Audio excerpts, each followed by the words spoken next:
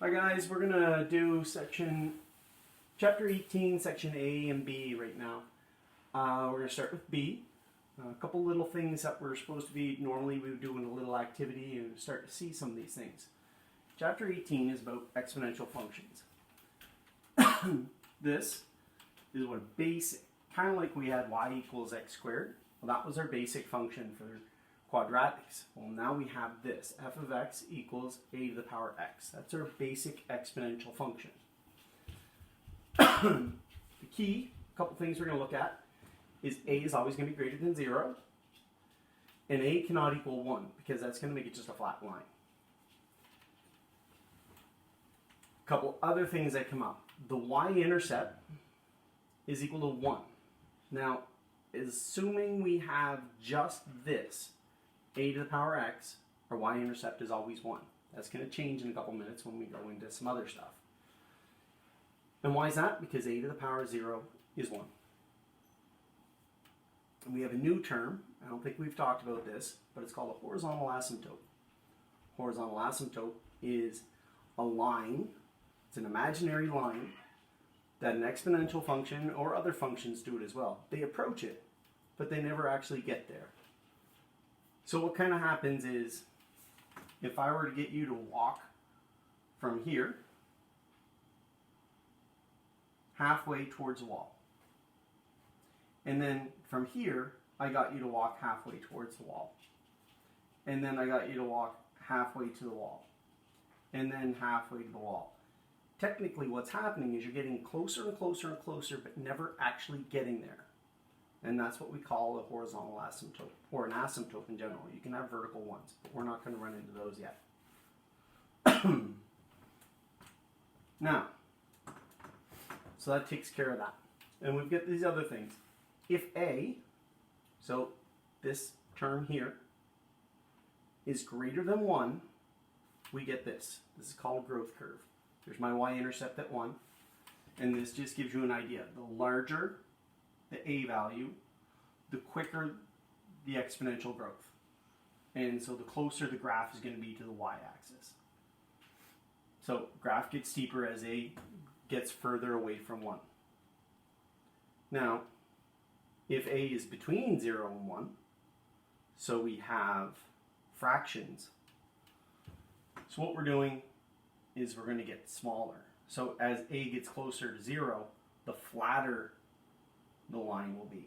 So this is 1/3, or sorry, I have that backwards. The closer it is to 1, the flatter the curve will be.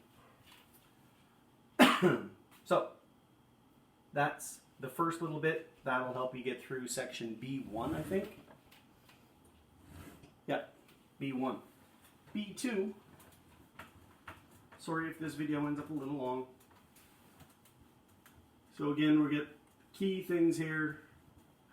I'm going to do this all in one step because you guys are really smart and we've done some of this before with other functions. Okay, again, a is not equal to 1.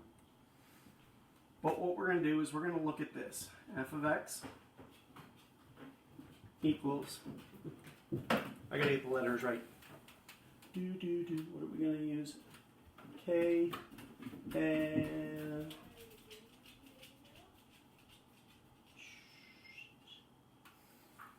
so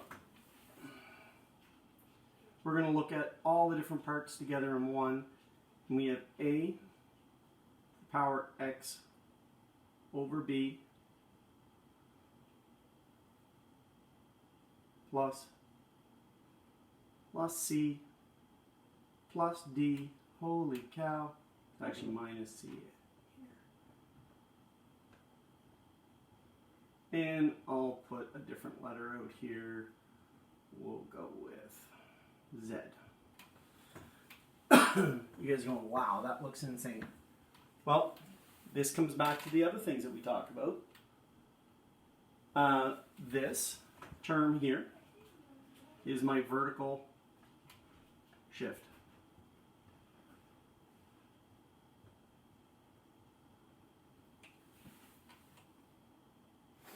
So it's my vertical translation. I'm moving up and down.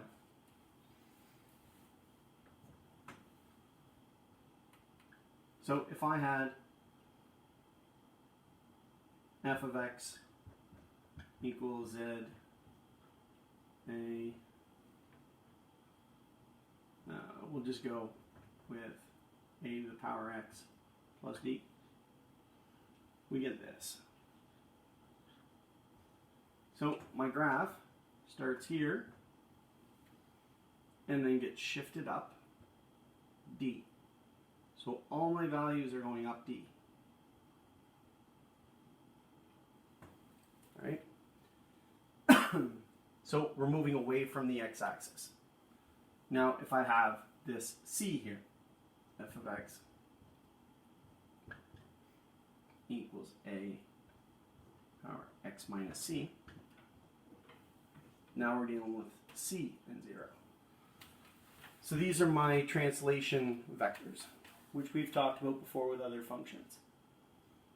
Now, just like before, we're shifting the sign. See, this is negative c here, it's positive c here. So what's going to happen with this, if I have my curve doing this thing, I'm shifting it this way, c. So my curve is going this way. If I were to combine those, that's a 0. If I were to combine c and d, these points are going to go over c and up d. We'll get into an example because you guys are probably a little baffled by some of this, but it explains it pretty good in the textbook. We also typically would do an investigation to see some of this. Now we also have the term out in front, the z. So in the textbook they actually use k for all of the different ones, which is kind of crazy. But so this is my, we'll call it k, a to the x. This is what they call my stretch factor, my vertical stretch factor.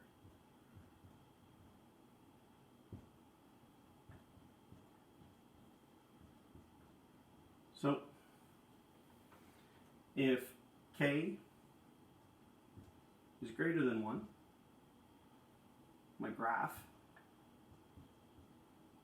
grows quick. And then we get a situation where k can be between 0 and 1. So I've got my original one here, a to the power x. Now if I'm going to multiply all those a values by k, now all of a sudden my graph does this. So it moves closer to the y-axis. Now on the other side, if k is between 1 and 0, it's going to grow slower and go here. So this is 0 is less than k, less than 1. Okay, so it grows slower, it gets closer to the x-axis. So it's my stretch factor. Kind of remember this as a in a quadratic. Now we've talked about c, we talked about d, we talked about z or k. Now we're going to talk about b.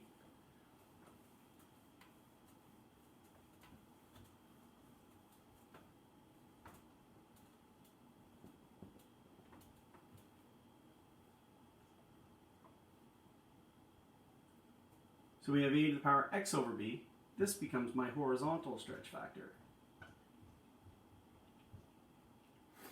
So we have two situations. B is greater than 1. My graph grows slower.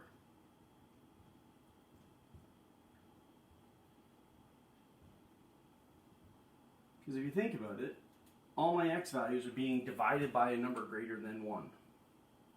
So it makes it grow slower. Now,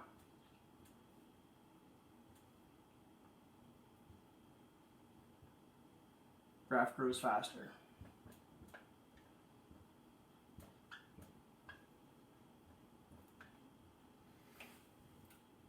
So what happens here is if I have, say, a to the power x over 1/2, I'm dividing by a fraction, so this ends up becoming a to the power 2x. So it's making it grow quicker again. Okay?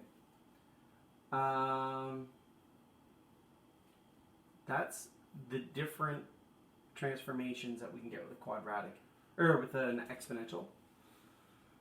Some cases are similar to a quadratic, or even a linear, which we've talked about some of the transformations before.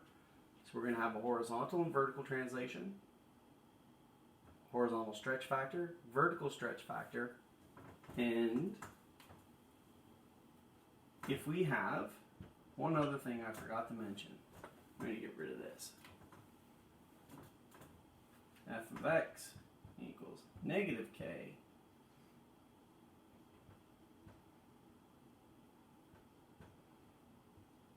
reflection. So it's going to flip it upside down. So what typically did this is now going to do this. Oh, not that. That. That was really a mess. And that's a wonderful note to end on for that graph.